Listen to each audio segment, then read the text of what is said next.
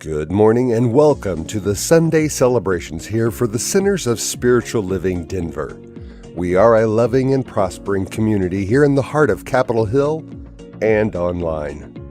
We know that with everything going on, life can feel overwhelming. Here at CSL Denver, we want you to know that we are here for you. Please know that our practitioners are available for prayer work with you. Our names and phone numbers are on the website at www.cslddenver.org. Or if you have a prayer request, please email it to info@cslddenver.org. Reverend Elzia, along with all of our guest speakers, all of our practitioners, our music and service coordinators want you to know how truly grateful we are for your online support. Thank you for watching our Sunday services, attending our online workshops and events, and providing financial support so that we can keep our virtual doors open. We love you all and know we'll be seeing you in person in the right and perfect time. And now, we'll continue to meet online until further notice. If you're interested in upcoming events and information, we send out weekly newsletters. Please go to www.cslddenver.org and sign up for our newsletters. We only send out one per week. Or send an email to info@cslddenver.org and request to be put on our mailing list. This week we are having our usual Zoom fellowship right after service. If you haven't already received an email this morning, please send an email to info@cslddenver.org to request a Zoom invitation. Please join us. We would love to say hi and catch up with you. That's it for the announcements this Sunday. Again, thank you for tuning in, and now back to our service.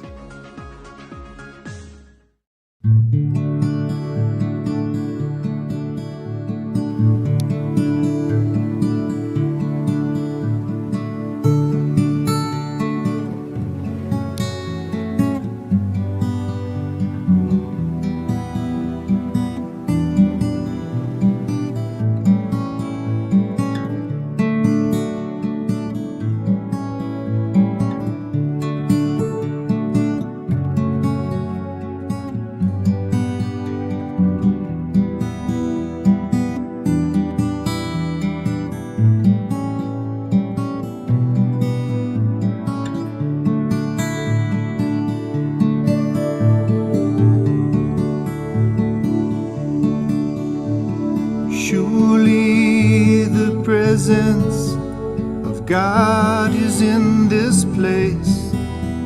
I can feel the mighty power and the grace. I can hear the brush of angel wings. I see glory on each face. Surely the presence God is in this place.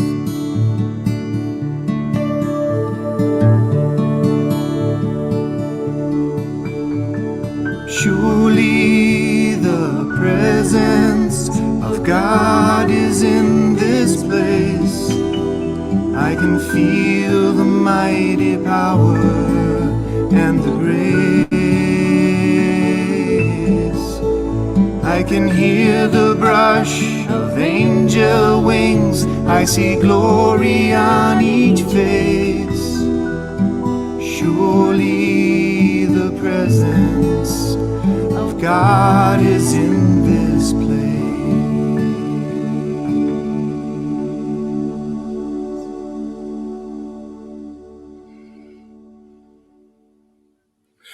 Good morning. I'm Tim Hancock, a practitioner here at Center for Spiritual Living Denver, and I'd like to welcome you all to this virtual service this morning. I invite you to close your eyes for the invocation. And surely the presence of God is in this place. We recognize the divine presence in, through, and around all of its creation, in, through, and around all of its love, all of its joy. And as we move into this service, we know that we are truly blessed. We bless the words of our music. We bless the words of our reading today. We bless the words of Reverend Mark, as well as all of the support from Reverend Elzia Diego with our production, and Alice with our background. And as we move into this service, we know that all are blessed, that are experiencing the divine, whether it's in a church, a mosque, a synagogue, at home, virtually, or just simply out in nature. As we become conscious of the one presence in, through, and around all of us, we know we are at peace. We know we are loved. We know we are joy. And I am absolutely grateful for all that is this morning. And so it is. And now for our readings this morning. This is from Albert Camus. He said, "In the midst of hate, I found there was within me an invincible love. In the midst of tears, I found there was within me an invincible smile. In the midst of chaos, I found there was within me an invincible calm. I realized through it all, and that in the midst of winter, I found there was within me an invincible summer. And that makes me happy. For it says that no matter how hard the world pushes against me, within me there is something stronger, something better, pushing right back." And from our founder, Ernest Holmes, we are all in the process of spiritual evolution, but there is certainty behind us, certainty before us, and certainty with us at every moment. The eternal light will break through to whatever we permit it. Potentially everything that is to be exists now, but our spiritual vision has not yet become completely in tune with the infinite. And this is the high task set before us. This is the deathless hope implanted in our mind by the divine. And so it is. And now let's bring in Susan Clark singing a Janice Stanfield song, "Trust the Mystery."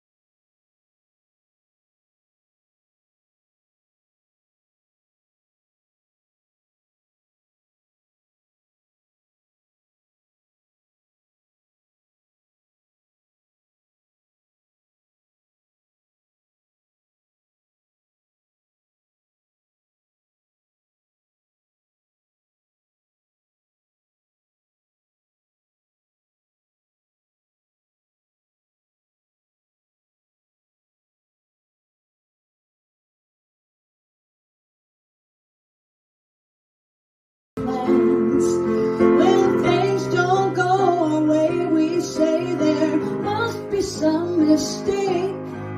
We said our prayers, we've done our best, so what's it gonna take? There are questions we can't answer, reasons we can't see, rewards around the tears, the courage and the fear. We learn to trust the mystery, trust the mystery.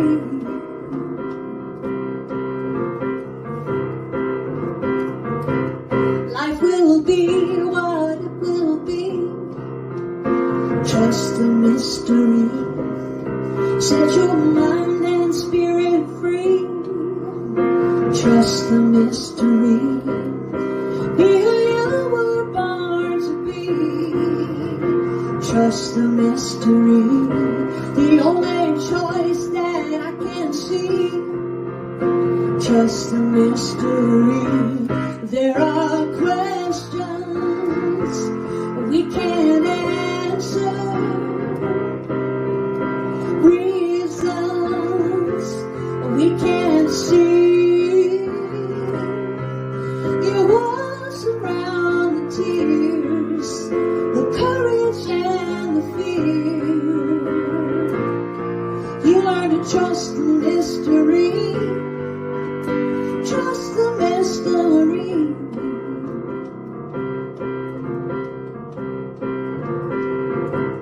Life will be what it will be. Trust the mystery. Set your mind and spirit free. Trust the mystery. Be who you were born to be. Trust the mystery. The only choice that I can see. Trust the mystery, trust the mystery, trust the mystery, trust the mystery.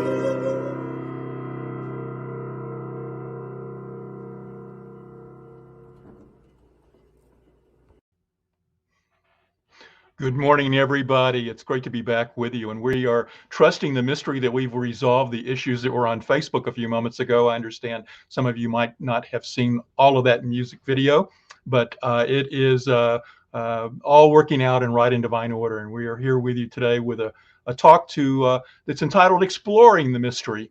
And what I want to do for the next few minutes is explore the mystery of life with you in a unique and different way. This is all part of a month-long theme here at Center for Spiritual Living Denver, where we're looking at living every day as a spiritual practice. An important concept because so much of our day we spend immersed in the world of form, immersed in the world of physical effects, and sometimes it can be so mesmerizing that we don't take time to step back and realize that that's not all of life and that's not all of who we are. And so all of the practices that we've been encouraging you to take on is to meld into your everyday existence additional spiritual practices. You may sit on that meditation cushion early in the morning for a few minutes, but we're inviting you to look at the rest of your day and work in ways in which you can see your whole life as being a spiritual practice. Today, we're discussing the idea of exploring the mystery. And what I want to do is to basically set the stage that where we're going is for us to look at our everyday life as a mystery that is full of wonder and awe, and that we can stop and take time every day to explore those mysteries and see what gleanings we can get from them. What do they have to offer us and teach us in our lives that can deepen us on our spiritual path? But I want to get there probably in a little bit of a circuitous route this morning. And so bear with me, because the first thing I want to do is share with you a dream I had a few nights ago. I woke up after having this dream, and I thought I need to remember this one. Essentially, and I'm not going to go into all the details. My wife, who was trained in contemplative psychology, would want to zero in on every one of the details in the dream and analyze them, and she's very good at it. But I want to give you just sort of the high-level theme of the dream, which was I was walking along with a group of about 10 or 12 people, and we were in a downtown area, and we were working towards a hotel complex or a convention complex where there was a meeting room, and we were going to go into a training. And so as we're walking along together, I had this recollection that where we were, that there was a nearby campground nestled in the middle of the downtown area, and that not a lot of people knew about it. So I suggested to my companions that we, after the meeting was over, maybe we should spend the night at this campground. And so they all thought it was a wonderful idea. And then we're walking along the sidewalk, and we get to where the training is, and we're waiting to get into the room. And it's our group, and there's other groups that are waiting. And we see this other individual and his entourage, and we recognize him because he's a very powerful person. I don't know who he is in the form, but he was a very powerful and judgmental person as well. And one of the members in our group said, I think you should tell him about the campground. He'd probably love that. So I am just going on and describing the campground to this other guy. And he says, this is wonderful. And he's all excited. And I can feel myself, filling up with emotion about the fact that I've pleased this judgmental person. And then I wake up. And in that half awake, half asleep aspect of it, I realized, oh, that was just a dream. I was just dreaming this whole scenario. But in that half awake, half asleep state, I realized that the campground was real.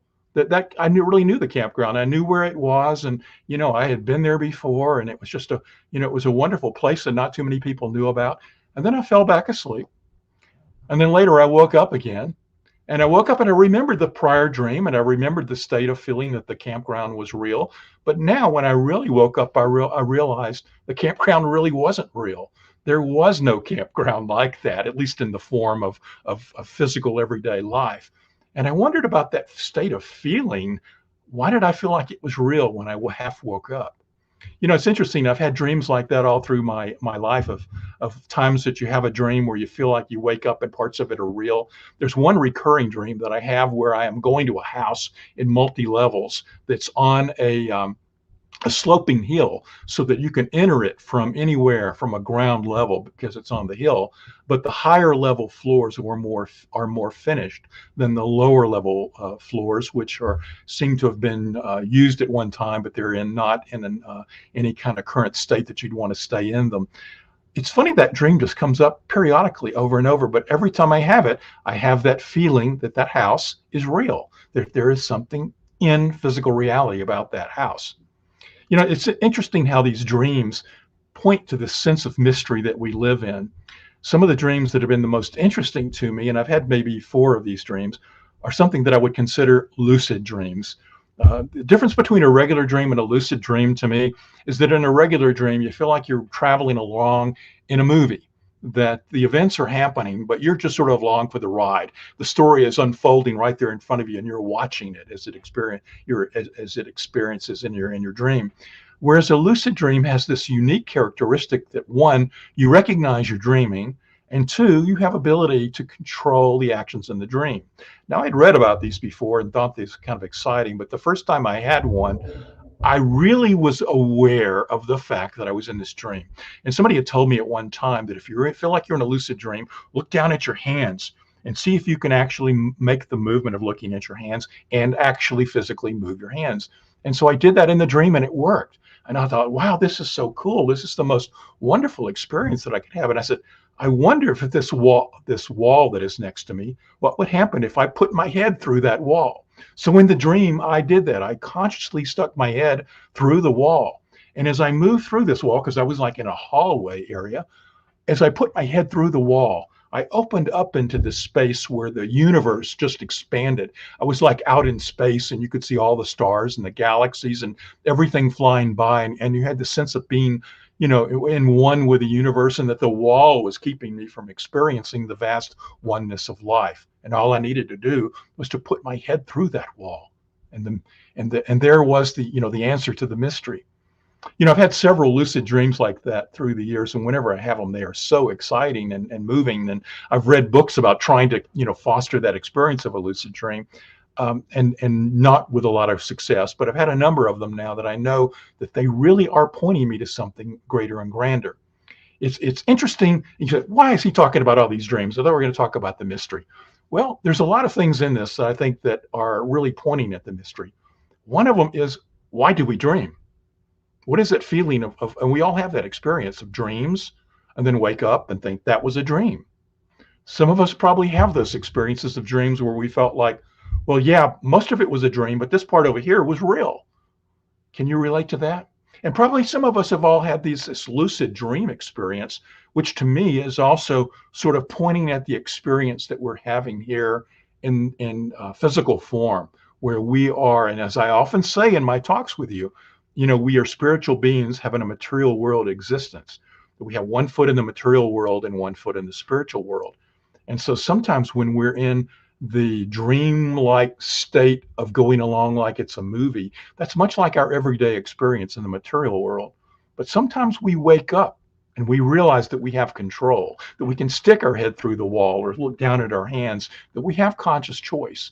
And when we are awake to that degree, we start shifting into that, addressing the great mystery of life and looking at the questions of life and seeing how we can take control of our own life and answer it.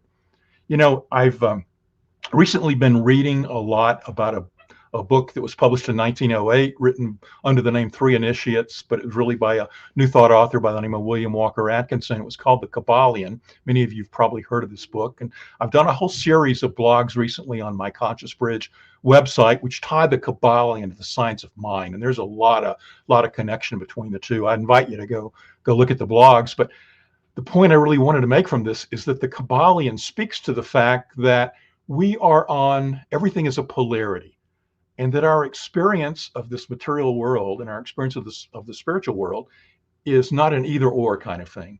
It is a sliding scale where every day we're moving back and forth along that scale, where we have more experiences in the physical realm, and then some days we're having more experiences in the spiritual realm, and that we slide each day. And part of our encouragement of the spiritual practices this month is really to move us up that scale to where we're more in the movement of feeling into the essence of oneness and feeling into spirit.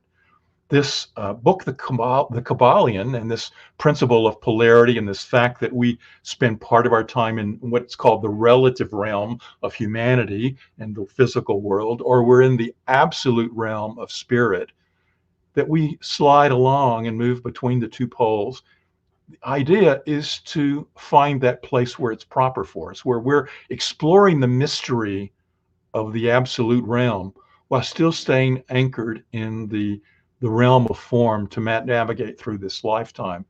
But reading this book, and it was Atkinson's writing of the book was inspired by the Hermetic teachings of the ancient Egyptians, which is often written under Hermes or Hermes Trismegistus. And all of this exploration of the book by Atkinson led me into reading some other books about Hermes and the ancient traditions and the spiritual traditions that led to the concepts that were presented in the Kabbalion. And this led me to reading a book by Gary Lockman. Now, like Gary Lockman, I did an interview for him a number of years ago for the Science of Mind magazine, which never got published, by the way, but I used the interview on my website. And it's an interesting interview because he's written a lot of books on metaphysical topics. And in this particular book, he's writing about the Egyptian Hermetic teachings and how they came about. And he's also stressing some of the concepts that were taught by the Hermetics regarding the fact that we needed to create a balance between the polarity of the absolute and the relative, between spirit and the material. If we're living in the physical world with one foot there and one foot in the spiritual world, how do we weight our weights on our feet so that we're living with an appropriate mixture? One of the things that the Egyptians realized, and that Lockman writes about in his book about Hermes, is that they realized that if we go too much to one extreme or the other, there are some potential problems with it. If we try to move too much into the world of spirit, into the absolute realm of God, and many monks do this, spending all of their days in meditation, that the weaknesses in that is that we often fail to honor and take care of our individual physical needs, that we often become aesthetic, or we lose our ability to be creative and creating things in the material realm that can maybe make our life and better. A lot of this has been seen by people who wrote about the fact that the Eastern traditions, which were often more meditative and contemplative in their approach, had less in terms of scientific findings than the Western style, which had a lot of scientific findings, but oftentimes did it at the expense of actually looking at their spiritual nature and became overly materialistic. And so what we see now is a bringing together of the Eastern and Western traditions, bringing us towards that healthy middle balance where we're both taking care of ourselves in the physical realm and also taking care of our spiritual essence. And for each of us, our call in all of these weeks where we're talking about spiritual practices is looking to bring that proper call about that will find the right balance for you and for us. Now, one of the things that Lockman points out in his book is he references back to a number of philosophers and scientists who have said that there's also some issues with spending too much time in the physical realm, too much time in the material, and not addressing the spiritual realm.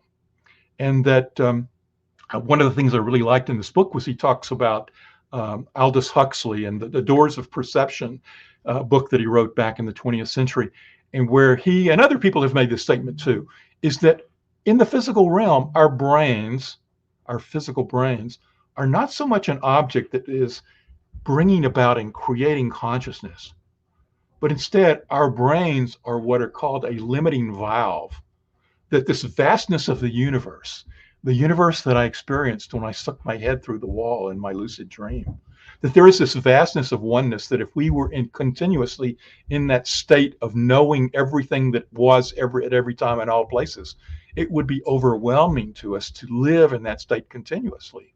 And so our physical brains, as Huxley and others have pointed out, serve as a reducing valve. They take the vastness and the complexity of the oneness of the universe as it's presented to us and dumb it down.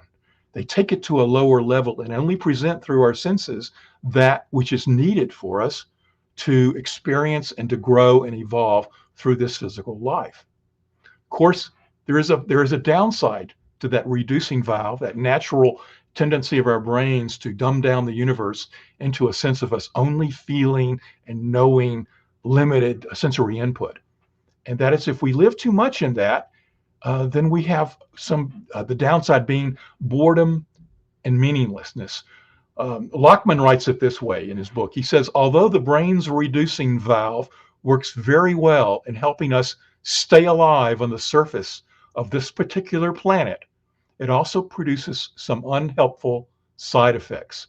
One is the curious narrowing of consciousness that we call boredom and its accompanying sense of meaninglessness. I don't know how many people I've talked to have get into that state of being bored with life, or they're feeling like life has no meaning. I know that I talk to a lot of atheists and agnostics, and sometimes they turn away from the religions of their youth because they don't address their specific needs, but they have nothing else to fill that void.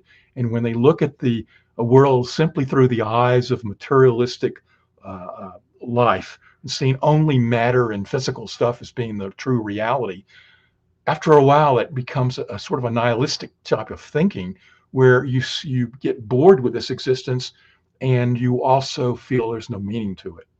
Well, it brings us back to the fact that the more we can shift our focus into the mystery of life, into experiencing the mystery, the more we can seek that healthy balance that the Egyptians and the Hermetics and the Kabbalion write of, the more that we can find that healthy balance between living in the physical and living in the spiritual, the more that we will navigate this physical life with success, but also have that taste of the mystery, that taste that understands the vastness of the universe and the gifts that it has for us. So my call for you today is to remember that you're living on a sliding scale between the absolute and the relative, and that you're finding that healthy balance between oneness and life only being the world of separation and form. How do you find that middle ground? I suspect for most of us, it's a matter of looking at and recognizing the mystery that we're in. Looking at the mystery. What is this mystery? It's when I stuck my head through the wall and saw the vastness. It's when I walk around in life and I ask myself questions about what is this and what is that, and why am I really here? We've all reflected at some point or another about the fact that we are these individual beings knocking around with this thing called consciousness that seems to be located in our head. And when we stop and think about that, is a vast mystery. When we think about why am I here, or why am I the person I am, or why was I born into the circumstances that I was, why do I look out at the world and I see it exploring and evolving into the nature that it currently is? A lot of times we sort of ask why? And when we stop and do that, we're really delving into the mystery. We're sticking our head through the wall and trying to ask the deeper questions that gets behind the essence of what's going on. So I'm inviting you this week, as a part of your spiritual practices, to begin to stick your head through the wall and start asking questions about the mystery. Make that a part of your everyday nature. Look at life with the question of seeing it as a grand, glorious place filled with awe and wonder and questions that you are desired to ponder. I'd like to give you 3 quick tips on how you can go about melding more of a sense of wonder and awe and exploring the mystery into your individual life. And the first tip is to have a daily practice of meditation. I know that most of us do that, but I would encourage you to get into it and ensure that you have that. We spend so much of our time every day immersed in the world of form and physical effects, and it is so mesmerizing and hypnotic that we tend to forget that we're more than this stuff and our relationship to it. And so the time we spend in meditation every morning is a time to delve into and tap into the oneness, a time to stick our head through the wall and experience and taste the mystery of the divine. So every day, meditate. Find a few minutes every day to do that. The second tip is to stop at least once a day, and I'd encourage you to do this more than once every day, and have a contemplation break. Take some time for contemplative thought. Now that can look in a couple of forms. In one form, it looks like it's this to me. It's basically a mini meditation. I can go within in the moment and just say, okay, in this moment, I recognize that I am only, I'm a part of the oneness. I'm part of the divine. I feel the divine flow moving through me. I anchor myself back into that flow. A short affirmative prayer can assist in that process as well. But you anchor yourself, take a contemplative moment, anchor yourself in to that sense of being in the flow of the divine. You can also have this type of experience, and it's one that I like, is to stop in the moment and just assess my surroundings, to look around myself and say, why is that wall there? Or why am I here? Or how does this computer and this internet work? Or how is wonderful it is that we have the ability to communicate over this mechanism? Why is it that these things are around me? Why is it that I have this consciousness that seems to be anchored within my head? But I know that it expands beyond that. Stopping to reflect every moment and ask some why questions fills you with a sense of wonder about what's going on. Instead of just saying, oh, this is just this everyday stuff that's going on, to realize this everyday stuff is filled with magical questions that can just be overwhelmed with if we stop and contemplate it. So that's the second tip, is to take contemplative breaks each day. My third and final tip for you today is to take some time every day and reflect upon the moments that created awe and wonder for you that day. I know that many of us in the science of mind, we've gotten into the practice, and we talk about the sense of building a sense of greater gratitude in your life. And many of us, and my wife and I included, will every night sit down and go, what was the highlight of your day? What were you grateful for today? What filled your heart with gratitude today? But one of the things I've been building into that more lately is, what filled my heart with awe and wonder today? Where did I explore the mystery today? Where was there something that I experienced that it reminded me of the vastness of this universe in which I live and move and have my being?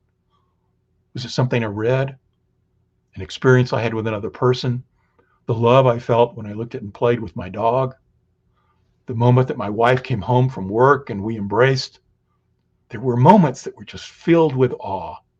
What was that moment for you this day? We know the more that we look at something, the more we see that something. So the more that we can build some time into our daily spiritual practices to note the awe and wonder we had that day, the more we are going to be living and tasting and exploring the mystery of life. So I invite you along that journey with me to find that healthy balance on the sliding scale between the relative and the absolute, between living in the physical and living in the spiritual. Yes, we get immersed in the world of the physical, and let's move and build practices that allow us to move and more into the state of the absolute. The more to stick our head through the wall and see the vastness of the universe, the more that we can experience this mystery in which we're immersed every day. Join me on that journey, won't you? Let's pray. We simply know that there is only one life, one God, one divine essence that moves in and through everything and gives everything its very existence. I know this truth for myself and for every person listening to these words, that we are filled with the feeling of this mystery that we are immersed. We know and recognize the gift of our lives, the very fact that we are these spiritual beings having this material experience. We recognize what a wonderful gift this is, and that we navigate this gift with awe and wonder. We look and see and bless the mystery in which we are living each day. We take time of our day to experience and to celebrate the oneness of our lives. I know that everything for everyone here is working out in right and divine order for your lives. I know that you're filled with prosperity, love, abundance, friends, family, the blessings of this bountiful life in which we live, and that you are moving and growing and evolving to the highest potential of who you can be as this spiritual being.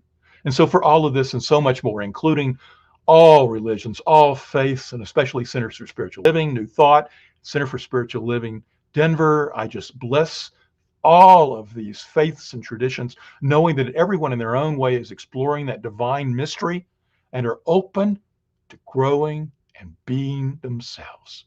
Thank you, thank you, thank you, God. And so it is.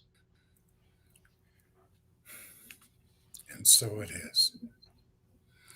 Thank you, Reverend Mark. Beautiful talk. Always enjoy your talks. And now it is time for our offertory. And we are grateful and blessed for everyone's support of CSL Denver, whether it's in time, treasure, or talent, and especially this time of change.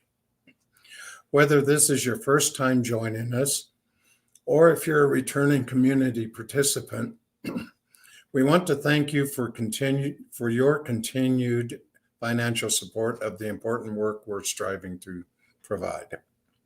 Right now, there are several ways that you can make your financial contribution to the Center for Spiritual Living Denver. The information is running at the bottom of the screen. If you haven't already done it and you shop King Soopers and or Amazon Smile, you can link your account to the Centers for Spiritual Living Denver, and our center will receive a percentage of all proceeds. Email us if you'd like more information on this option. Now, please repeat with me our usual affirmation. This perfect gift is spirit informed, circulating and blessing all that it touches. Freely I give, and joyously I receive. And so it is. And now we would like you to join us for our usual virtual fellowship on Zoom this morning. Let us know how you're doing. If you did not receive the Zoom invitation earlier this morning, send an email to info@csldenver.org and mention fellowship, and we'll send you a Zoom invitation right away. The second of two classes that Reverend LZ is facilitating, the ABCs and 1, 2, 3s of Science of the Mind, practical application for using Science of the Mind principles, is tomorrow evening, Monday the 24th, at 6:30 to 8:30 p.m. It's not too late to join. We had a very, very informative and lively class last week. And I encourage you, if you did miss it, to please join us this week, because it's going to be just as informative and just as lively. This class will be via Zoom, so you can send an email to info@csldenver.org to request the invitation. Also, we have a book club starting in February. The book we're going to start with is Becoming Supernatural, How Common People Are Doing the Uncommon by Joe Dispenza. The book club will meet the second and the fourth Thursday of each month from 6:30 to 8:30 p.m. Mountain Time. So for February, mark your calendars for February 10th and the 24th. And the book club will be via Zoom, so you can also get that invitation to send an email at info@csldenver.org to request the invitation and if you'd like more information about it. If you have the book, please read the first 2 chapters before February 10th. That will be discussed. In the meantime, we hope you have a wonderful week.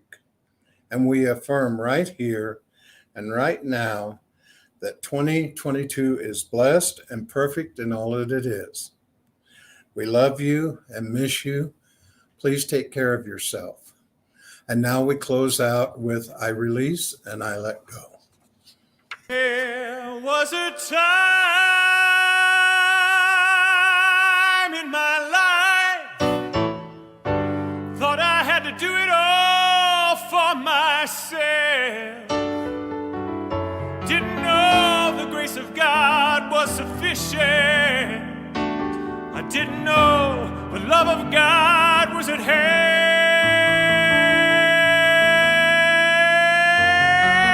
But now I can say, if you are discouraged, struggling just to make it through another day, you gotta let it go. Gotta let it go. You gotta let it all go.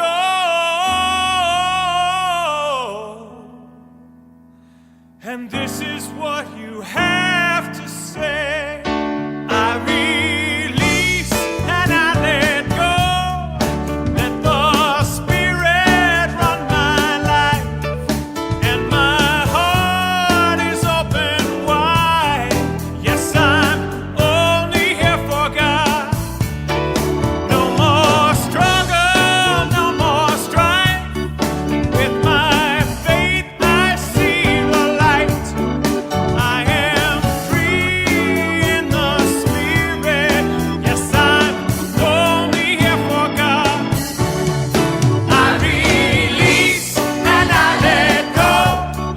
Let the Spirit run my life, and my heart is open wide. Yes, I'm only here for God. No more struggle, no more strife. With my faith I see the light. I am free in the Spirit. Yes, I'm only here for God. Oh, I release and I let go. Let the Spirit run my life. And my heart is open wide. Yes, I'm only here for God. No more struggle, no more strife. With my faith I see the light. I am free in the Spirit. Yes, I'm only here for God. I release and I let go. Let the Spirit run my life, and my heart is open. Yes, I'm only here for God. No more struggle, no more strife. With my faith I see the light. I am free in the Spirit. Yes, I'm only here for God. Oh, I am free in the Spirit. Yes, I'm